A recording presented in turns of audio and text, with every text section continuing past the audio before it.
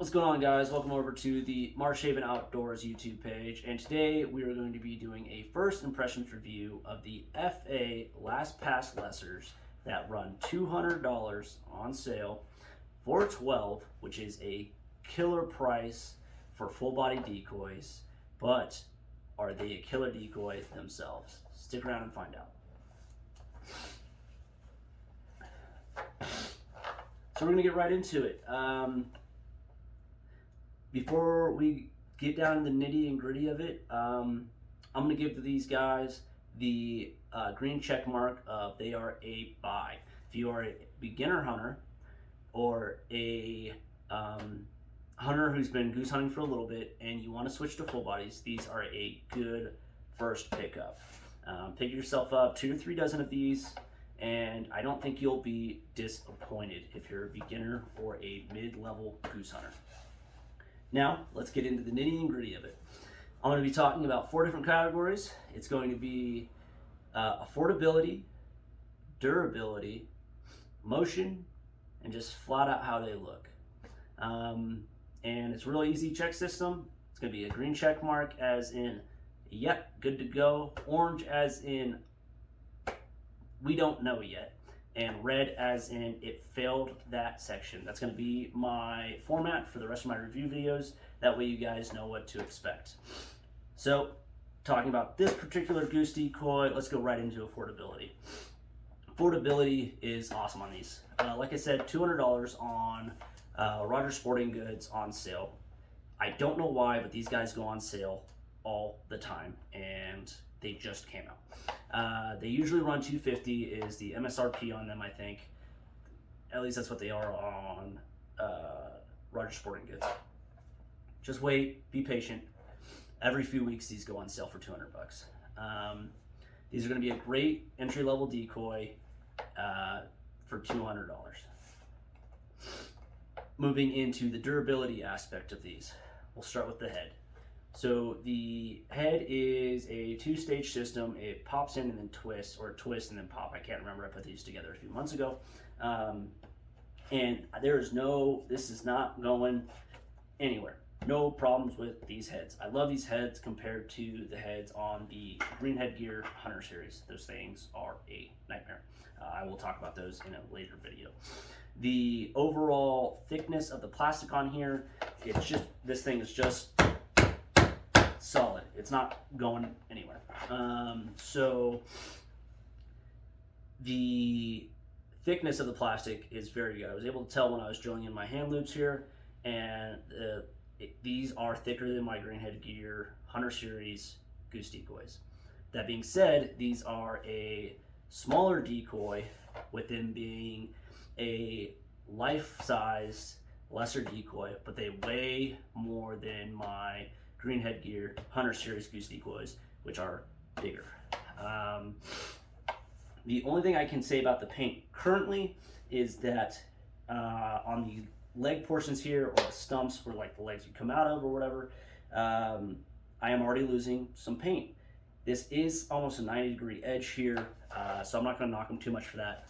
Also, look, all the paint on these plastic pieces down here is going away, which is whatever. I don't expect them to grit this up and make it so the paint sticks to the plastic the birds aren't going to see. I just hope the paint on the leg portions here isn't like foreshadowing for the rest of the decoy. These will be stored in one giant feed bag or seed bag this year, so these are really going to be put to the test on the durability aspect of them. Going into motion, so the motion stake,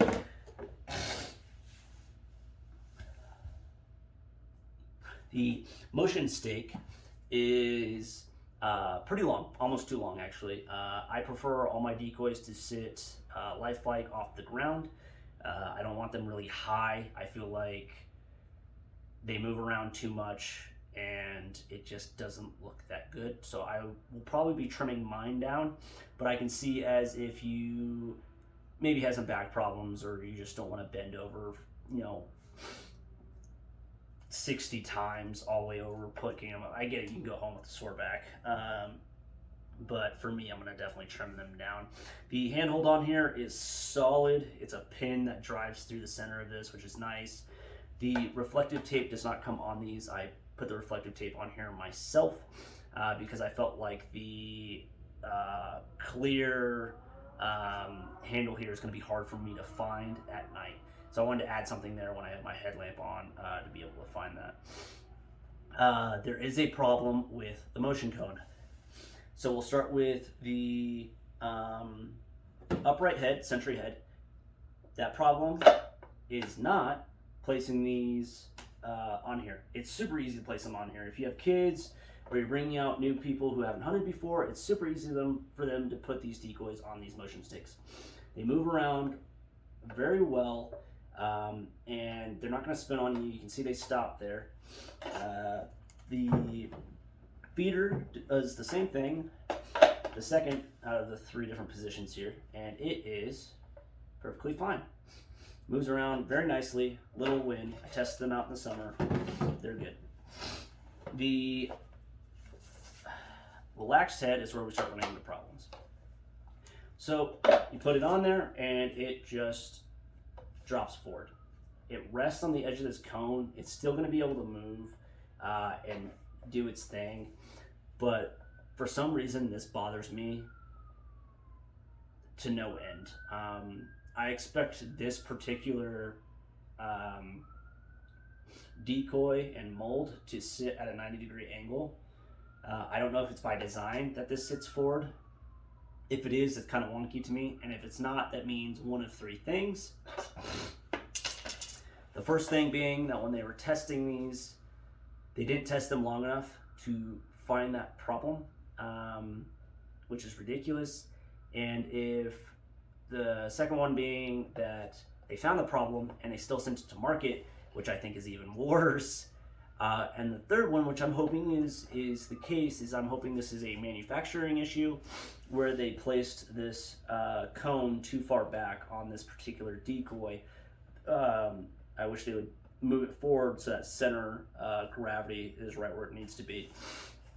That being said, it is not just this decoy. It is every last rester head in both of my 2 dozen of them. So I think they come with 2 of these per dozen. So I have 4 of them that are going to kind of wonk forward, which honestly I think I'm going to put these on the ground as like a almost like a rester or soon to be sleeper on the ground.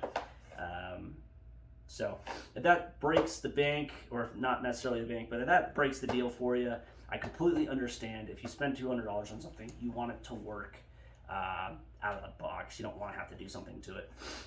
With that being said, I think I'm going to try putting some foam in the tail to get the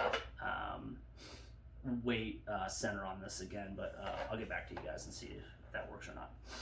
The look of these, I love the look of these. I love, absolutely love the raised edges. It just allows for the shadows to kind of cast across it, and I just think it looks great. The paint scheme is a little dark for my taste, but it still looks very, very good. The contrast on the head to the chest is nice, and then the raised edges being the darker color with the light in the bottoms just looks really, really good. So in conclusion, just like I said beforehand, these are a buy. They're going to teach you the pros and cons of a full body decoy. Pros being you can hunt them in all weather.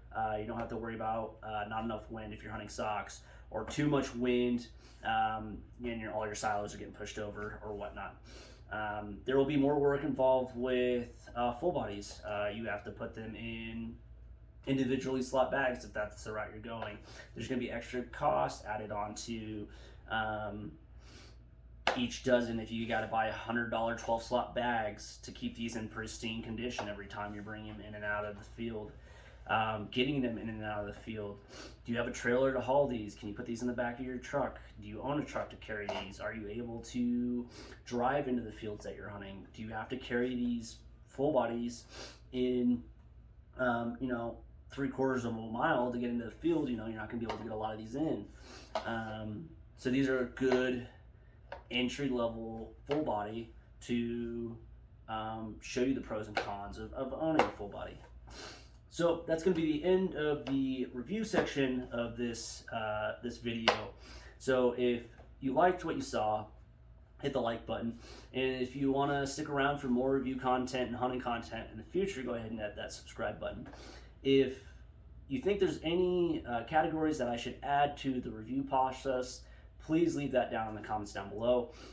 Those are kind of the 4 that just kind of popped into my mind that I always think about when I go and look for decoys. Those are kind of like the 4 that I care about. But if there's something else that you guys want me to add into it, please let me know. With that being said, I'm going to move into the second part of this video, this vidjet. This is going to be like informal. Upcoming videos and what's going on with the page. If you guys go look, I posted 2 videos 3 years ago and 5 videos 2 years ago. I was not in country, I was in Europe, and I did not have the opportunity to pursue this like I wanted to. I am now back in the great United States of America, and I am in Colorado, so I will have plenty of time to go out and hunt birds. Last year we got after it. There was a learning curve, which was accelerated by a now good friend. He helped us out a lot, but I think this year, since there will be less of a learning curve, because you're always learning, there's always a learning curve, less of a learning curve, I think we're going to be able to get after it a lot harder this year. I think we're going to have kind of just a lights out year, even though there is the droughts going on up in the plains. So videos that you can look forward to in the future is a review video of the Green Headgear the Green Headgear Pro Grade XD Series mallards. Very surprised with these. I'm going to be doing a review video on the what I think is the best low profile flip top blind on the market. I'm also going to be doing a review of the Momarsh Invisiman, which, if you don't know what the Momarsh Invisimans are, go look them up. It's like a layout blind for the swamp. It's pretty cool. I'm also going to be doing a review video on the Green Headgear Hunter Series goose decoys in the future, and I'm also going to be doing reviews on some goose socks, so probably from brands like White Rock, Tangle Free, and Dive Bomb are the 3 I can think off the top of my head. I'm also going to be doing some pros and cons videos for different decoys, socks, silos, and full bodies in the future. So there's just a lot of content that's going to be coming out.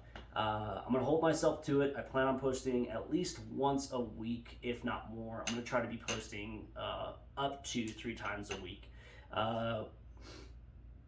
What that will mean is if I'm posting 3 times a week, the content won't be as polished, which is probably going to be like this video.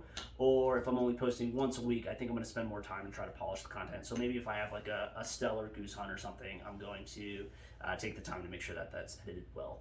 But with that being said, if any of that stuff interests you, please hit that subscribe button and stick around and find out where this page goes.